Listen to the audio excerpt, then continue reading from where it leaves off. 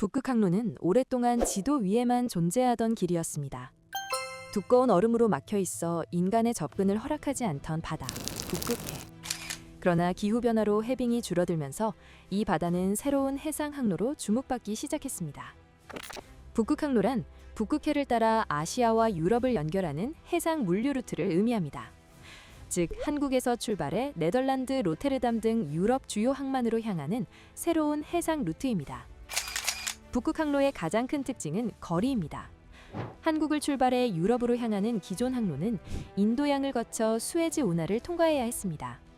이 항로는 적도를 지나며 고온 다습한 환경을 거치고 전체 거리는 약 2만 킬로미터에 이릅니다. 반면 북극 항로를 이용할 경우 항로는 시베리아 연안을 따라 북쪽으로 올라가며 거리와 운항 시간이 최대 30% 가까이 줄어듭니다. 이 차이는 단순한 숫자의 문제가 아닙니다. 적도를 통과하는 수에즈 항로는 고온 환경으로 인해 정밀 장비, 특수 화물, 에너지 제품에 부담을 주는 경우가 많습니다. 반면 북극 항로는 저온 환경이라는 또 다른 제약을 가지지만 제품 특성과 물류 효율 측면에서는 새로운 선택지가 될 수 있습니다. 북극 항로는 단순한 물류 혁신이 아니라 전략의 문제이기도 합니다. 이 항로는 에너지 수송로이자 자원 접근로이며 동시에 강대국들의 이해가 집중되는 새로운 지정학적 공간입니다. 러시아는 북극 항로를 국가 전략으로 관리하고 있고 미국과 중국 역시 북극을 미래 경쟁의 무대로 인식하고 있습니다. 북극은 더 이상 먼 곳의 바다가 아니라 세계 질서의 일부가 되고 있습니다. 북극 항로는 단일한 바닷길이 아니라 베링 해협을 기점으로 여러 북극 해역을 차례로 통과하며 이어지는 구조로 이루어진 항로입니다. 이 루트는 각 구간마다 기후 조건, 해빙 특성, 군사 자원적 의미가 서로 달라 항해 난이도와 전략적 가치가 구간별로 크게 변화하는 것이 특징입니다. 따라서 북극 항로 전체를 이해하기 위해서는 이 항로가 어떤 지점들을 어떤 순서로 지나가는지부터 살펴볼 필요가 있습니다.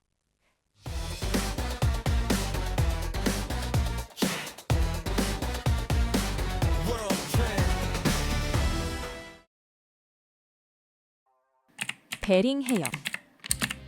북극 항로의 시작점은 태평양과 북극해가 만나는 베링 해협입니다. 이 해협의 이름은 18세기 러시아 제국의 탐험가 비투스 베링에서 유래했습니다. 덴마크 출신이었던 그는 러시아 해군 소속으로 이 지역을 탐사하며 아시아와 북아메리카가 육지가 아닌 바다로 분리되어 있다는 사실을 처음으로 확인했습니다. 베링 해협이라는 이름은 단순한 지명이 아니라 인류가 북극을 항로로 인식하기 시작한 순간을 상징합니다. 그러나 이 해협은 발견된 이후 지금까지도 쉽게 허락되지 않는 길입니다. 베링 해협의 폭은 가장 좁은 곳이 약 85km에 불과하며 수심이 얕고 해류의 흐름이 매우 빠른 편입니다. 특히 5월에서 7월 사이 북극 해빙이 본격적으로 녹기 시작하는 시기에는 위험이 급격히 커집니다. 시베리아 연안에서 떨어져 나온 대형 해빙이 북극해의 해류와 바람을 따라 이동하면서 폭이 좁은 베링 해협으로 한꺼번에 밀려들기 때문입니다. 이 시기에 유빙은 이미 한 차례 이상 녹았다가 다시 얼어붙은 경우가 많아 겉보기보다 훨씬 단단한 빙지를 가지고 있습니다. 이로 인해 일반 상선은 물론 쇠빙 능력을 갖춘 선박이라 하더라도 항해 중 예상치 못한 충격을 받는 사례가 발생합니다. 반대로 한겨울에는 얼음이 고정되어 이동이 적지만 그만큼 해협 전체가 봉쇄되는 경우가 많습니다. 이러한 이유로 베링 해협은 단순한 통과 지점이 아니라 계절 변화에 따라 북극 항로 전체의 개통 여부를 결정짓는 관문으로 평가받고 있습니다. 탐험가 비투스 베링의 이름을 가진 이 해협은 오늘날에도 여전히 북극 항로의 시작과 한계를 동시에 보여주는 장소입니다. 동시베리아 해. 라프테프 해의 동쪽에 위치한 동시베리아 해는 북극 항로에서 가장 고립된 바다입니다. 이 해역은 연안 도시와 항만 시설이 거의 없고 통신 인프라도 매우 제한적입니다. 만약 사고가 발생할 경우 구조까지 수일이 걸릴 수 있어 선박 입장에서는 심리적 부담이 가장 큰 구간으로 꼽힙니다. 빙질 역시 단단하고 넓게 퍼져 있어 쇠빙선의 지속적인 지원 없이는 항해가 어렵습니다. 동시베리아 해는 북극 항로가 단순한 지름길이 아니라 철저한 준비와 국가적 지원이 필요한 항로임을 보여주는 공간입니다. 노보시비르스크 제도. 동시베리아 해와 라프테프 해 사이에는 노보시비르스크 제도가 위치해 있습니다. 이 지역의 가장 큰 특징은 예상보다 훨씬 얕은 수심입니다.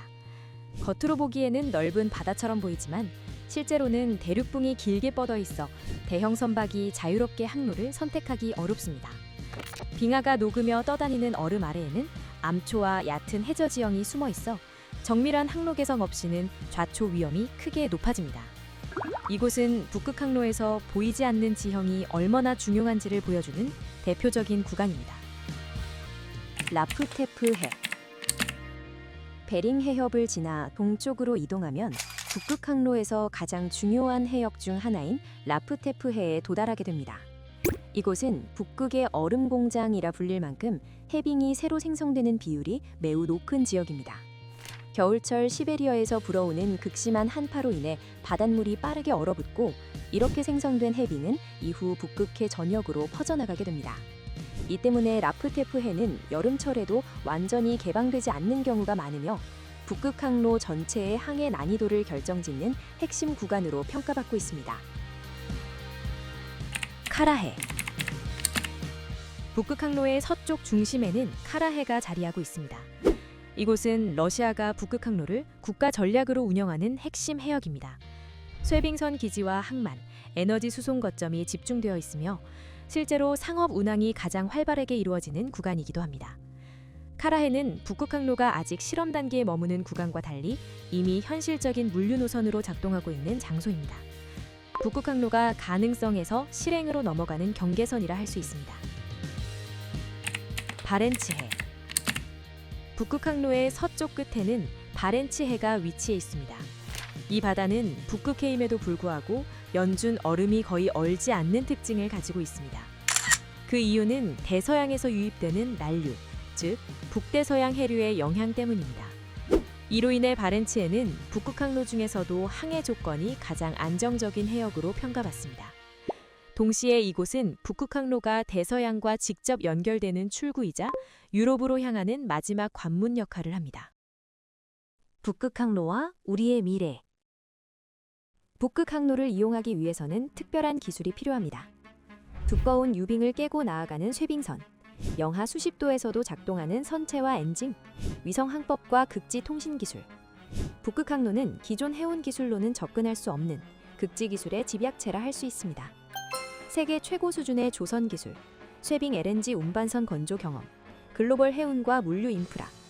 이 분야에서 한국은 이미 세계 최고 수준의 조선 기술과 극지 선박 건조 경험을 보유하고 있습니다. 그러나 동시에 분명한 한계도 존재합니다. 북극 연안에 직접적인 영토가 없고 항로 운영과 규칙 설정에서는 연안국에 의존할 수밖에 없는 구조입니다. 북극 항로는 기후변화가 만들어낸 역설적인 선택지입니다. 지구온난화라는 위기가 인류에게는 새로운 항로라는 가능성을 열어주었습니다. 하지만 이 길은 축복이 아니라 우리가 어떤 선택을 하느냐에 따라 전혀 다른 결과로 이어질 수 있는 길입니다. 북극 항로는 아직 완성된 길이 아닙니다. 지금의 북극 항로는 기회와 위험이 동시에 존재하는 과도기적 공간입니다. 항해 가능한 기간은 제한적이고 기술과 비용, 환경 문제는 여전히 해결해야 할 과제로 남아 있습니다. 이 항로는 이미 열려 있지만 아직 누구의 길로 굳어지지는 않았습니다. 북극은 더 이상 먼 미래의 바다가 아닙니다. 북극해를 지나는 물류 흐름은 이미 우리의 항만과 산업, 에너지 공급망과 연결되어 있습니다. 북극 항로는 언젠가 올 선택지가 아니라 지금 이 순간에도 판단을 요구하는 현재의 문제입니다. 지금의 선택은 다음 우리 세대와 우리 다음 세대에게 그대로 남게 됩니다. 북극 항로를 단순히 이용하는 국가로 남을 것인지 아니면 이 길의 구조와 규칙에 참여하는 국가로 나아갈 것인지 오늘의 결정은 단기적인 이익을 넘어 장기적인 산업 구조와 국가의 위치를 결정짓게 될 것입니다. 북극 항로는 이미 열리고 있습니다. 이 길 위에서 한국이 어떤 위치에 설 것인지는 아직 정해지지 않았습니다. 얼음이 사라진 자리에 남는 것은 결국 우리의 선택입니다.